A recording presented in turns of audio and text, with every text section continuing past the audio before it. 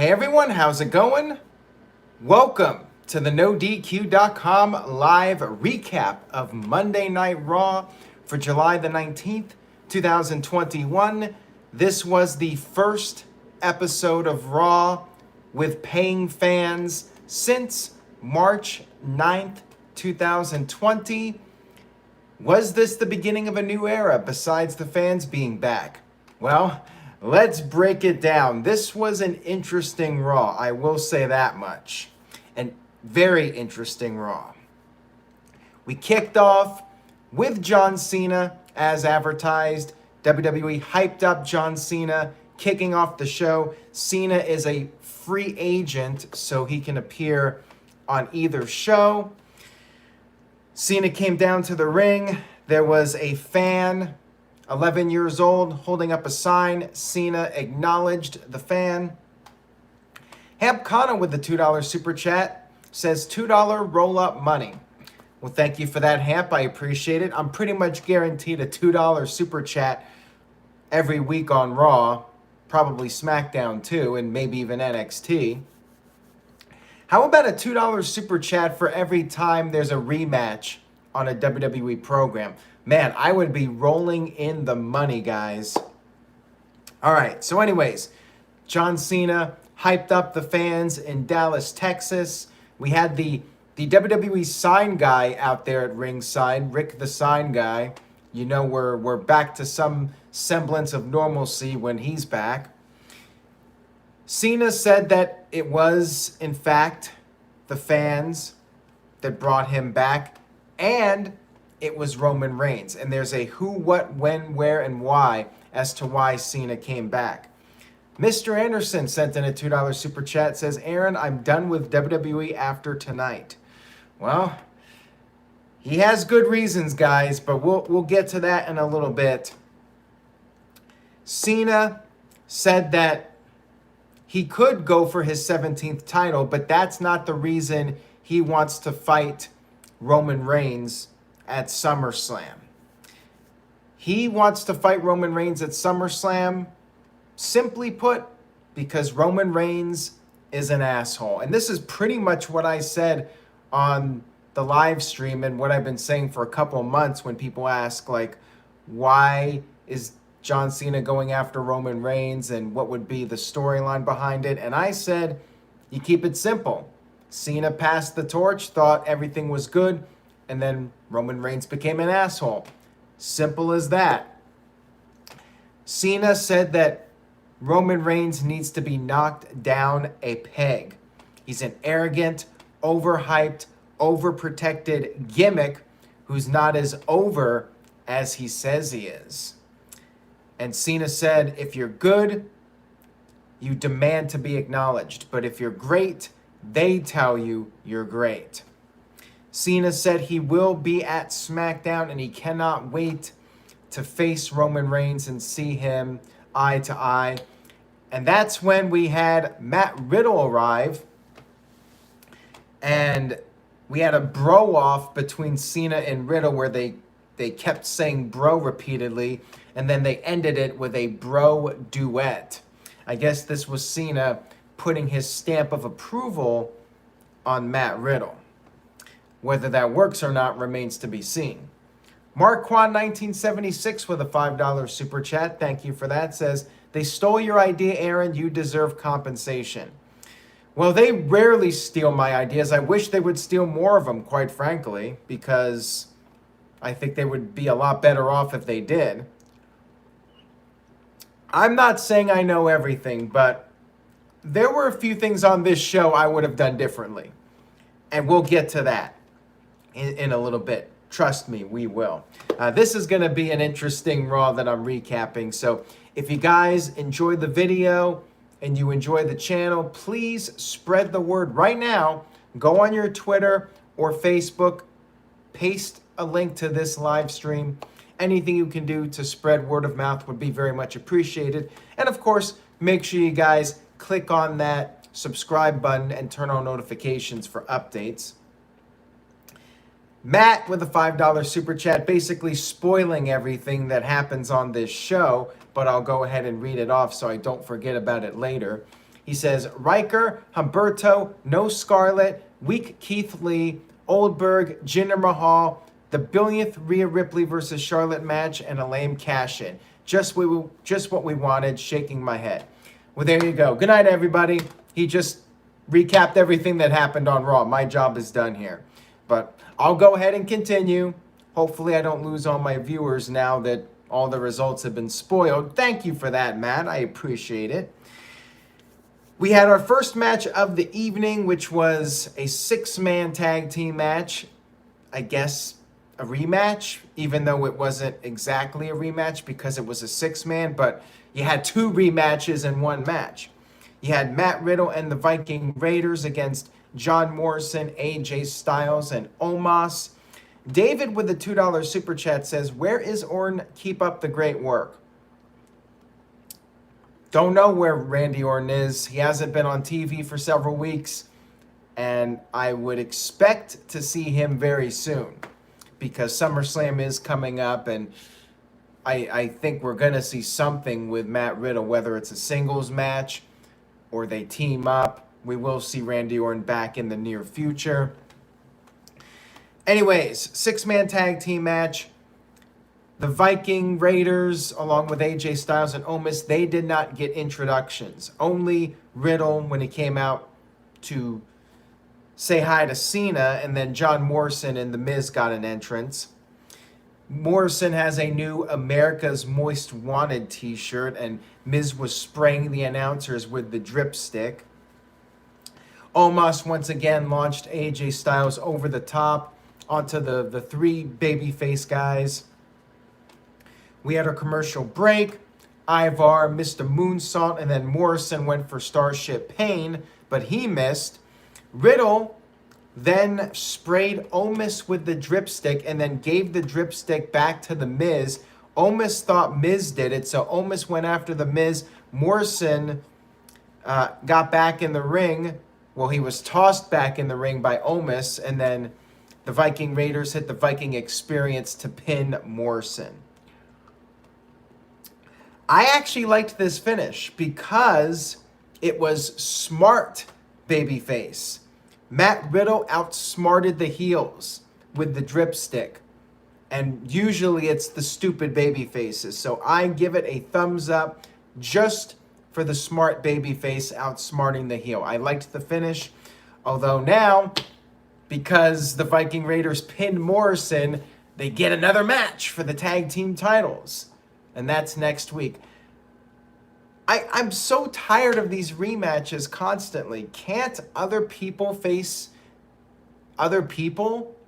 Like, can't we just get different variations of matches and different tag teams in the mix and different singles matches for the titles? Like, it's the same thing constantly. It's so tedious. So next up, speaking of rematches, we had Elias versus Jackson Riker. Only this time, it's a Symphony of Destruction match with all the musical instruments surrounding the ring. There was a big cello there, which made me think of Braun Strowman. And by the way, people were buzzing about Braun Strowman because apparently WWE issued t-shirts that were labeled as new t-shirts. I'm not sure if they are actually new t-shirts or not, but yeah, people were thinking Strowman was going to show up, and he still might at some point. Would not shock me.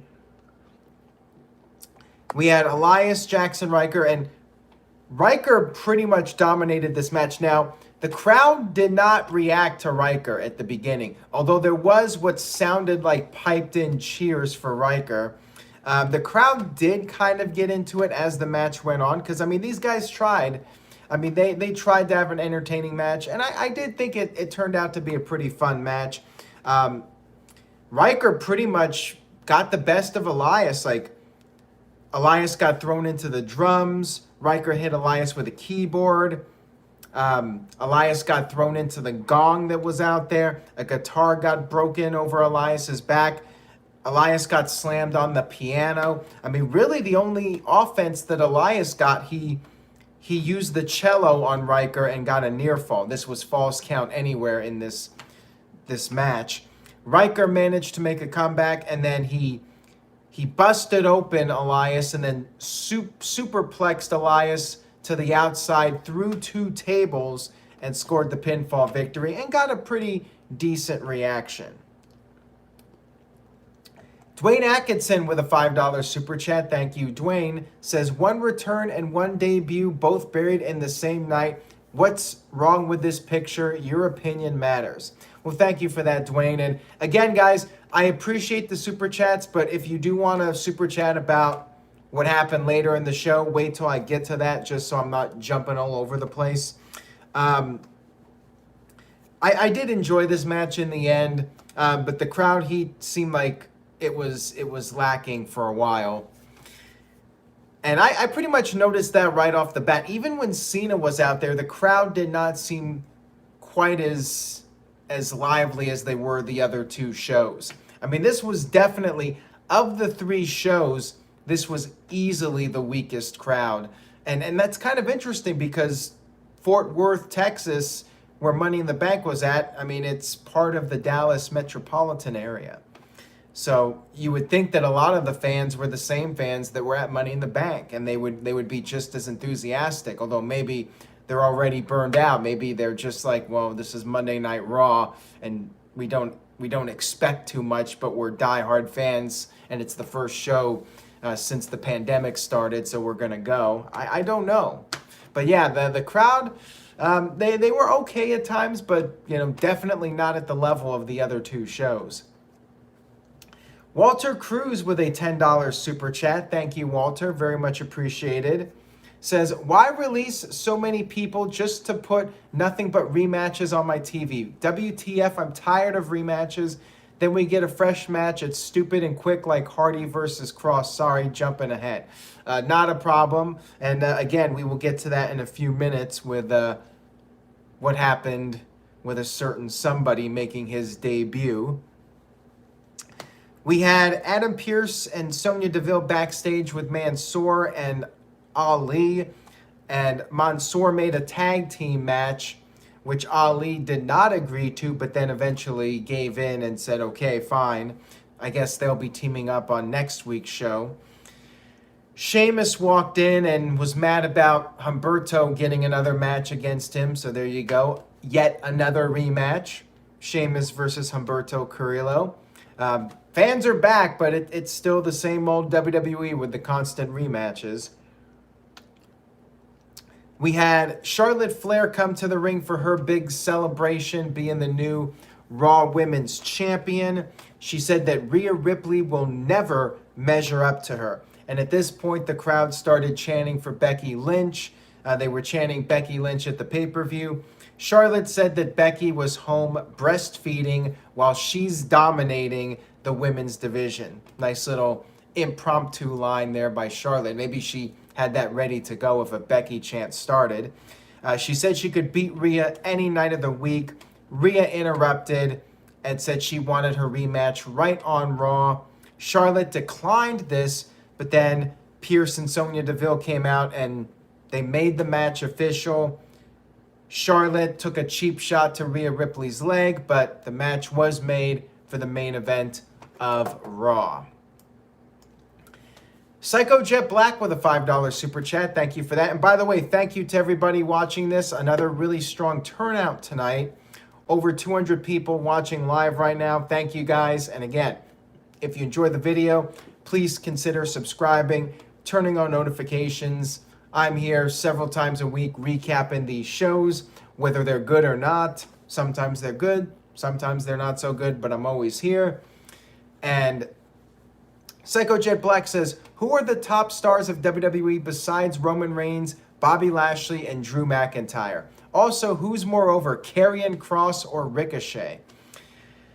Well, as far as who's the top star of WWE, I guess you could argue Becky Lynch once she does show up. She's right up there with the guys. And they're trying to bring up Bianca Belair to that level. Whether she gets to that level at some point remains to be seen. And who's more over, Karrion Kross or Ricochet? After tonight, probably Ricochet. I'm not sure if Psycho Jet Black would agree, but yeah. And Mike HUNT with a $5 super chat, haven't seen him for a while in the chat room, says, what on earth has Charlotte Flair done to herself? Could barely recognize her. First time watching in about a year, thought it was a body double. I'm not going to speculate on any of that. She's disappeared a couple of times and made returns. But thank you for tuning in, Mike. I know it's been a while and you might tap out again, but I do appreciate you coming in tonight for the Raw discussion. Walter Cruz with the $2 super chat says, Becky tweeted a reply to Charlotte. Well, I'd like to know what that reply was, but yeah, no Charlotte on the show, or no Becky, I should say. Becky was there in Texas. I mean, I saw quite a few pictures and videos. There was a video of her with Seth Rollins at a restaurant, and she was outside the arena. So she was definitely there. They just didn't debut her or return her to TV.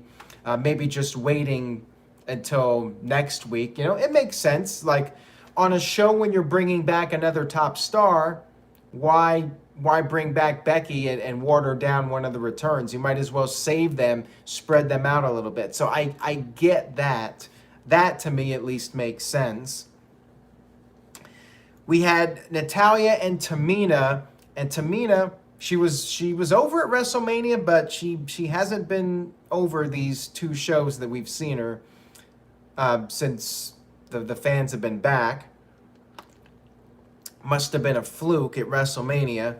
Natalya and Tamina against Nia Jax and Shayna Baszler.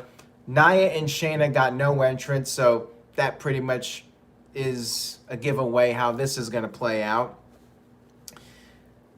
You had Nia hitting a Samoan drop to Tamina on the barricade, and Tamina eventually got back into the match.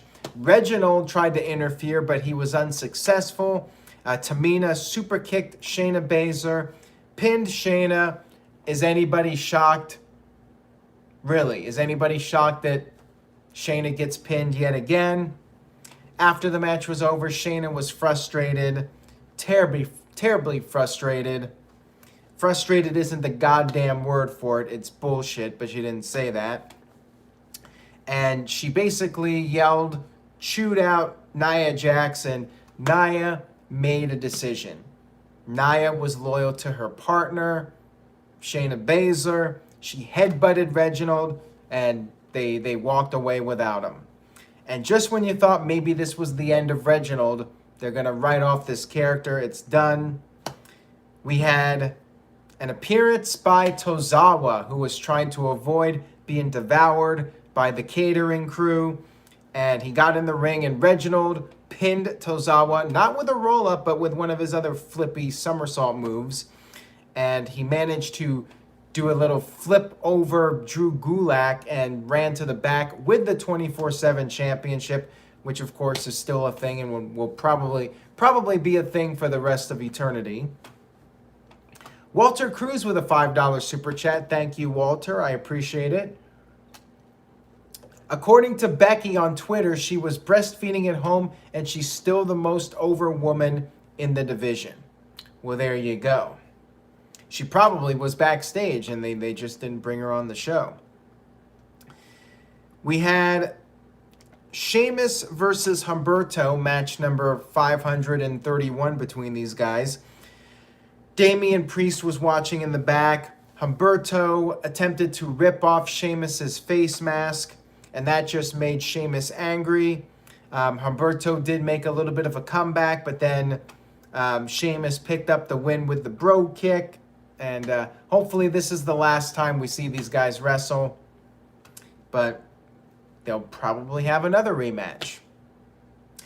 We had Bobby Lashley come out for an open challenge. And people were thinking maybe it would be Xavier Woods, but nope, it was not. MVP with our first sports insult since the return of fans, knocking the Dallas Cowboys. He said that Bobby Lashley made a statement at the expense of Kofi Kingston. We started getting the what chants from the fans, and Kofi, apparently the words from Kofi lit a fire, lit an inferno on Lashley, and now there's no more women, there's no more champagne, there's no more bullshit. It's back to business. And there were some Goldberg chants. People thought maybe Goldberg would answer the open challenge, but it turned out to be Keith Lee. And by the way, Psycho Jet Black is here with a $2 super chat. Says, can't wait to see Cross join the catering team. He might, but we'll get to that soon. Keith Lee is back. And guess what? I didn't even know it was him until he appeared on camera. That's how awful his entrance music is. And the announcers are like, can it be? And I'm like, who is it? Like, I don't recognize this music. That's how shitty the music is. I had no idea it was Keith Lee until I saw him, and I'm like, oh yeah, Keith Lee. And the reaction to Keith Lee was pretty lukewarm. I mean, they did react when he came out there, but like it was such a disappointment. Like, if they just had him come out there, if we heard, oh, bask in his glory, the crowd would have popped for that. But no, nothing can be simple. And yeah, Keith Lee's been gone for like 6 months, and as they say, out of sight, out of mind if you're not like a top tier legend. And Keith Lee had this match with Lashley, which was fine. I mean, Keith Lee got a little bit of offense, but not much. And Lashley got the upper hand when MVP distracted Lee. Lashley tried to get the Hurt Lock on, was unsuccessful, but did hit the spear, and he picked up the victory over a somewhat game Keith Lee. And yeah, it was a glorified squash match. Like, why bring back Keith Lee just to have him lose to Lashley? Why not bring him back and have him beat Cedric Alexander or R-Truth or Tozawa or one of the catering guys? Like, you don't have to bring back Keith Lee and basically have him job out to Lashley in a 3-minute match. And of course, this was a setup for the real match, the big SummerSlam marquee match. You guessed it, folks. He's back. Bill Goldberg made his way to the ring. He got in the ring and he said, I'm next. Because he's Goldberg, even though he lost at WrestleMania to Braun Strowman, even though he lost to Drew McIntyre, he can just waltz right in and get a title match because he's Bill Goldberg. And backstage, MVP said they were not going to dignify Goldberg's appearance with a response. Walter Cruz with a $2 super chat says, don't debut a return on Raw, you will lose, LOL. James says Goldberg versus Lashley is a dream match come true. Well, the thing is, if Goldberg actually won a couple of matches, I wouldn't be totally opposed to it. It's the fact that Goldberg lost the last 2 matches, and like, why? Why are we seeing this now? It's like, we all wanted to see Lesnar and Lashley, but no. We get Goldberg versus Lashley. Wayne Tech with a $1 super chat. No comment, though. Thank you for that, Wayne. And Kurapika07 says Goldberg has overstayed his welcome. Like, what do they do now? Does Goldberg lose 3 times in a row? Or does he beat Bobby Lashley? I mean, nobody's going to like the outcome either way. Like, Goldberg loses 3 times, so, you know, you keep watering him down, and then if he beats Lashley, people are just going to be mad. So it's like, it's one of those matches where you should not book because there's a no-win situation. Lashley does not gain anything from losing to Goldberg. He loses something. And Goldberg, if he loses, he just becomes more of a joke than he already is. It's a no-win situation. Jason EXP with a $2 super chat says, I really believe they don't have a deal with Brock Lesnar. Well, at least not yet. I mean, they'll if they want him bad enough, they'll get him, I think.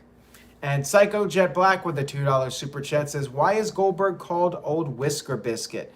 That's what The Rock called him back when Goldberg made his debut, and yeah, that kind of made Goldberg a joke. That whole storyline with The Rock was not optimal. So for people saying Raw has had bad writing in recent years, well, there was bad writing back then too. They put Goldust's wig on Goldberg, and then they did that angle where The Rock kept outsmarting Goldberg at the Phillips Arena in Atlanta, and they brought out Gilberg. But yeah, The Rock was calling him Whisker Biscuit. So yeah, The Rock just made a fool of Goldberg. So yeah, kind of hurt Goldberg's drawing power in WWE, and they were disappointed. Like I remember Linda McMahon or somebody did this conference call and said they were disappointed with Goldberg, and I was like, well, you guys kind of made him a laughing stock. So, I mean, who's to blame for that one? But anyways, enough talking about Goldberg. Sean Douglas with a $5 super chat. Thank you for that, Sean. Says Goldberg had a huge pop though. Maybe he beats Bobby and Big E will cash in on Bill Goldberg, but Hardy's pop was crazy. No more words is awesome. All right, we're gonna get to that in a few minutes here with Jeff Hardy. And Goldberg did get a bigger reaction than Keith Lee, but again, I think Keith Lee's music did him no favors. Gary says, Aaron, I seriously hate that the main world title matches at SummerSlam this year will be with 2 part-timers versus 2 full-timers, feeling extremely predictable. Well, Goldberg could win the title. I mean, that match could really go either way, honestly. And maybe Big E cashes in. Who knows? So we had Jinder Mahal with Shanky and Veer. I still can't get over those names. And it was Jinder Mahal's birthday. He was happy about McIntyre not winning Money in the Bank. He recapped their feud, how McIntyre destroyed Mahal's motorcycle, so karma came around, and that's why they screwed over McIntyre at the pay-per-view. Shanky sang happy birthday, and then Drew McIntyre showed up with a chair, and he repeatedly attacked Shanky with a chair, and when the chair got worn out, he grabbed another chair and repeatedly used that chair on Shanky. The crowd loved this, and I liked it. I thought it was a cool idea. The only thing I disliked was literally every single time that McIntyre used the chair. Every chair shot, they did a camera cut. Every single time. So there was, 20 chair shots, 20 camera cuts. And it was ridiculous. Like, it almost ruined the whole thing. Like, I thought it was a cool idea. Like, the crowd was reacting to it, It was something different. But they had to practically ruin it with the constant camera cuts. Psycho Jet Black with a $2 super chat. Thank you for that. Says, Shanky is WWE saying he's a jobber, nothing more. I mean, he's basically a henchman. He's, just a guy to take bumps for Jinder Mahal. That's basically what he is. I mean, he's tall, so maybe at some point he'll get a push. Who knows? And lots of comments here. Michael Wayne says, screw you, Kevin Dunn. Yeah, nothing gonna change, my friend. All right. Here we go, guys. Karrion Kross made his debut on Monday Night Raw. They aired a little vignette to hype him up. The dominant NXT champion. He's been unstoppable in NXT. Nobody has been able to beat Karrion Kross. He's been doing dark matches over the last several weeks. He also appeared on Main Event a few weeks ago. They gave him, on Main Event several weeks ago, they gave him stripped down entrance. A stripped down entrance, no Scarlet, and the fans hated it. It was it was critically panned pretty much universally. WWE had a chance to look at that feedback and go, you know what, let's not do this. Let's not change it. If it's not broken, don't fix it. Everyone loves the NXT entrance. We could just keep the entrance, keep Scarlett with him, and everything's cool. No. He comes out there, stripped down entrance, no Scarlett, and he just comes off like another guy. The entrance is one of the things that gives him some uniqueness and makes him come off as larger than life. And you take that away from him. So that's strike one. Walter Cruz with a $2 super chat says, Hardy won, so just no more words can play 2 times. All right, so obviously you guys, if you've been in the chat room and you probably watched Raw, you know what happened here. Jeff Hardy up against Karrion Kross, and I'm thinking, why? Like, we all want to see Jeff Hardy back with no more words. He teased it. He said that it was going to happen.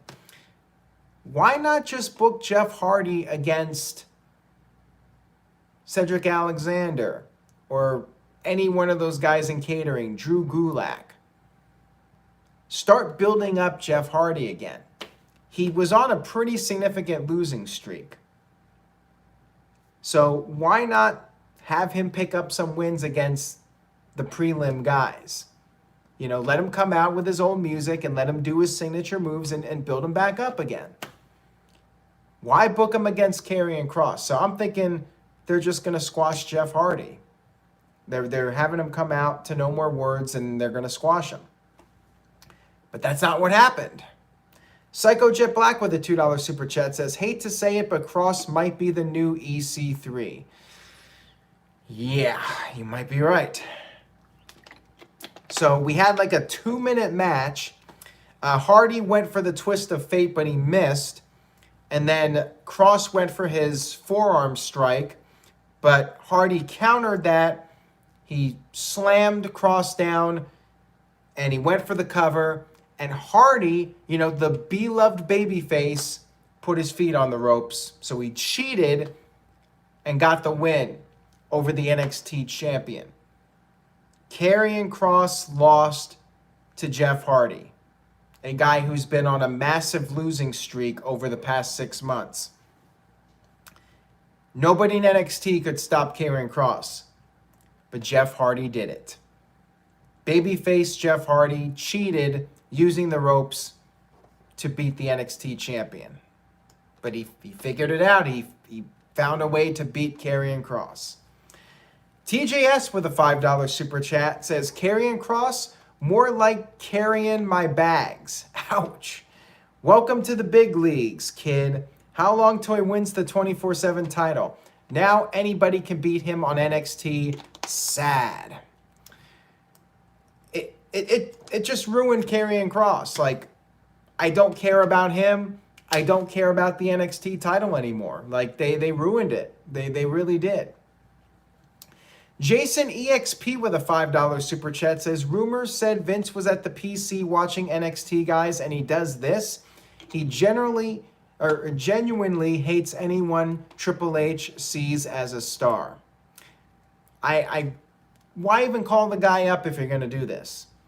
Curtis Butler with a $2 super chat says, going to Raw is a promotion. Get the F out of here.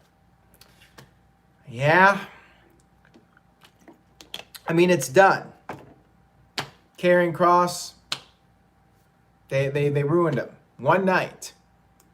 A year of booking Kross like a monster, and they just took that away from him.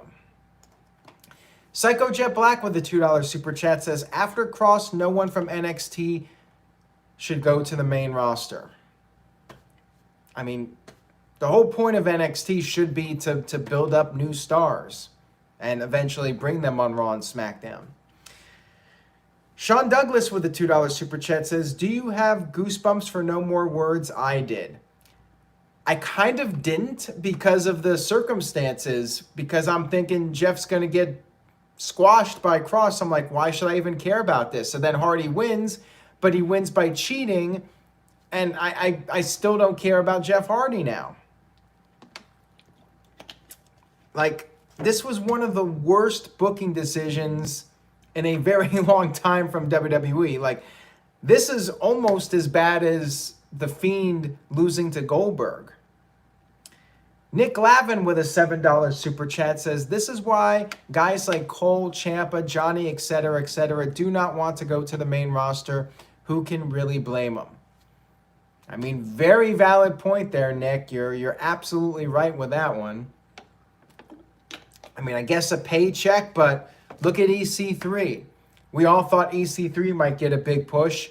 He's got the body that Vince likes, and he can talk, and he quickly fizzled out. And maybe the NXT guys that you mentioned, they see the writing on the wall. So, after the match, Cross was interviewed, said Jeff Hardy just made the biggest mistake of his life, and everyone will fall and pray. And I'm just laughing. Although Cross probably will squash Jeff Hardy next week on Raw, get his win back. So it's like, what's the point of all this? Darren with a $5 super chat says, hey Aaron, do you see Jeff Hardy going to NXT tomorrow night and Joe makes Cross defend his title and screws Cross out of the title? I guess it could happen, but I don't think it will. I don't think they're going to bring Jeff Hardy to NXT, but anything's possible, I guess. Dwayne Atkinson with a $4 super chat, thank you, Dwayne, says, I'm scared to see what they do with Bronson Reed. Yeah, me too. I mean, he'll probably win a few matches, and then he'll just trade wins, and then he'll be sitting backstage watching the matches on a monitor, and that'll be it for him. Psycho Jet Black with the $2 super chat says, can WWE force NXT stars to go to the main roster?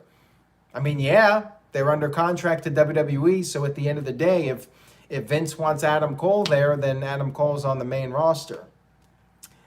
And Walter Cruz with a $5 super chat, thank you, Walter, says, if you wanted a pop for no more words, Hardy should have answered Lashley's open challenge better than jobbing out Cross and Lee. I mean, I think it should have been Xavier Woods answering Lashley's challenge and trying to get revenge on behalf of Kofi Kingston, and Lashley destroys him. That would have made sense. And you should have Jeff Hardy beat one of the prelim guys and have Karrion Kross with Scarlett beating one of the prelim guys. Like, that's what I would have done. And you would have elevated Jeff Hardy. You would have elevated Karrion Kross. You would have elevated Lashley. You would have accomplished things instead of just making nothing matter, which is how things played out on this show.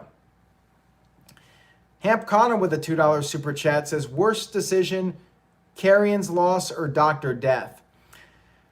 Well, the Brawl for All was just a terrible idea, so, that's tough to say, but yeah, I mean, WWE made a mistake of trying to do a shoot environment instead of just doing a traditional build for Dr. Death. But yeah, that whole thing is a story in itself.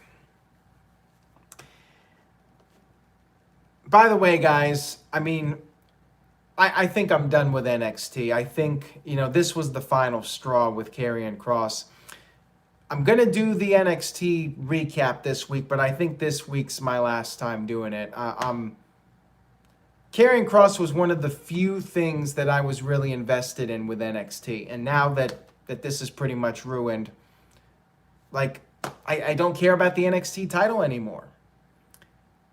I think this is going to be my last one on Tuesday. So you guys can tune in Tuesday night. But I think after this week, I'm tapped out on NXT. And I hate to say that because NXT has a lot of great people in there. But, like, I want to see Adam Cole and Johnny Gargano and Ciampa on Raw. But they're wise not going. But I'm tired of them in NXT. It's repetitive now. They've done all there is to do there. I will still do takeovers, TJS, but yeah, I think I'm ready to tap out with NXT as far as the weekly shows go. But I will do this week. Dwayne Atkinson with a $5 super chat says, will Scarlett be the next Sable? I mean, maybe. I guess they can try to do something with her, and we'll see if it works out, but that might fizzle out too. They might bring her in and then have her trading wins with people, and nothing matters with her either. So anyways, I think I've said all there is to say about Cross for now. We'll see what they do next with him, but at this point, I really don't care. All right, so speaking of things I don't care about, we had the return of Lily, the doll. We had a Alexa playground with Lily, interrupted by Eva Marie and Dewdrop, and Eva was talking trash, and then Alexa suggested that maybe Dewdrop should be put in timeout. Alexa was like, that's not a good idea. Eva Marie tried to walk away, and she tripped over the swing, and Alexa started laughing, and I'm like, whatever, man. Psycho Jet Black with the $2 super chat, thank you for that, says, would Gargano, Ciampa, and Cole go to AEW instead, Mr. ? I mean, I think as long as they can do their thing in NXT, they'll be happy for as long as they're under contract. Like, you know, they can go out there and have their matches, and that's that. It's really hard to say, because I would think that part of them would want to go to the main roster for the money and being on the biggest stage possible, but at the same time, they're probably afraid because they'll see their value go down on the main roster. It's a tough call. We had our main event of the evening, which was Rhea Ripley versus Charlotte Flair for the women's title. Yet another rematch, because we have to have rematches constantly. Charlotte went after the bad leg of Rhea Ripley. Ripley made a comeback, put the figure 4 on Charlotte, giving Charlotte a little taste of her own medicine. And Charlotte managed to escape. She got hit, though, with the Riptide. However, Charlotte got her foot on the rope, but then Charlotte decided enough was enough. She grabbed her championship and tried to leave. Rhea ran after Charlotte. Charlotte hit Ripley with the title. You guys know what this means. Disqualification, but more importantly, this means yet another rematch. And Greg says we should let things play out. Yeah, I've heard that line before. Oh, just wait and let things play out. This is in regards to the Alexa Bliss storyline. So Charlotte gets DQ'd. Rhea Ripley attacks her after the match. People were expecting Becky Lynch, but at this point, we're literally like a minute left before Raw goes off the air. And I'm like, they're not going to bring back Becky Lynch the last minute of the show. So I'm thinking, what are they doing here? And as it turns out, Nikki Ash, almost a superhero. I actually forgot about her. The Money in the Bank winner, and I did not even think, oh, there's no Nikki Ash on this show. Where's she? I didn't even think about that. It did not even cross my mind that she was not on this show. And she's the Money in the Bank holder. She ran down there. She cashed in Money in the Bank. She did a crossbody off the top and pinned Charlotte Flair to win the title. Celebrated, but Raw pretty much abruptly went off the air. So it's like you do a title change only to go off the air like 30 seconds after she wins the title. Instead of giving people a chance to let it digest, you just go right off the air. So like they rushed this. It felt very rushed. Matt said it in the chat, and I agree with it. They rushed through this so quickly, like literally with a minute of TV time to go. You got to let things breathe. You got to let these moments have time to digest with people. So yeah, Nikki Ash, and by the way, another Money in the Bank cash-in right away instead of actually having some time for a cash-in to be teased and stuff. Mr. Anderson with a $2 super chat says, what we wanted was Becky Lynch, but we got Nikki. Yeah, no Becky on this show. But again, because Goldberg showed up, I guess they decided to hold off on bringing back Becky Lynch. So I get that logic. But yeah, people were really hoping to see Becky, and they did not get it. And another short title reign for Charlotte, which, guess what, guys? She's one more title reign closer to beating her dad with women's title reigns. There you go. Walter Cruz with a $5 super chat says, we're back in 92, crossbody as a finisher like Shawn's release back suplex. Well, to be fair, Charlotte just had a match, so she's in a weakened state. All right, time for the letter grade. And Dwayne Atkinson with a $5 super chat says, Becky will return Friday when Bianca beats Carmella, I think. Maybe. But keep in mind, Sasha Banks is still in the mix. At least I think so. So let's see what you guys thought. Mr. Anderson with a B, Mohammed with a B, Nick Lavin with a C, Sean with a C-. David says, Raw A, your review F. Ouch. Kurapika07 says C for Cena. Mike B with a C. Calvin Bowman with a B. Hamp Connor with a D+. Dr. NXT Scorpio with a C-. Curtis Butler and Israel Diaz also with a C-. And Walter Cruz with a D+. TJS with a D. Gary Joe says C-. And I think that's what I'm going with. I'm going with a C-. I mean, it was an eventful show, but there was a lot of questionable decisions on this show. Crowd helped a little bit, but I mean, they were not nearly as hot as the other two shows. It felt like a Thunderdome Raw with fans. I mean, that's pretty much what it was. But yeah, it was a very mixed bag for sure. So I'm going with a C-, and that might even be generous. But there were some interesting things. Better than being a boring show. I'll give them that. Tyson with a $2 super chat says, congrats to Nikki. The haters are going to hate. Grade B. Yeah, I mean, I guess it was an unpredictable moment. I was not expecting a Nikki cash-in on this show. So on that note, I will say, hey, they caught me off guard. So there you go. I think I did mention Sign Guy Ryan at the beginning of the video. Sign Guy was there in Dallas. Gary says, not Gary Joe, Gary Kalmus says, Raw has been so bad that even a C quality show feels like a huge upgrade. Yeah, pretty much. TJS says, pro, no more words, cons, everything else. There were a few good things. Anyways, guys, thank you so much for tuning in tonight. I hope you enjoyed the recap. It was an interesting one for sure. We definitely had a lot to talk about on this live stream.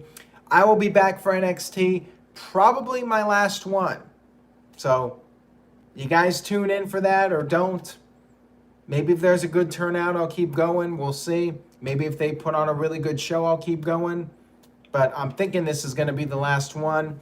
I will be back, of course, for that and Dynamite. We got the No DQ review. We got SmackDown. A lot coming up this week.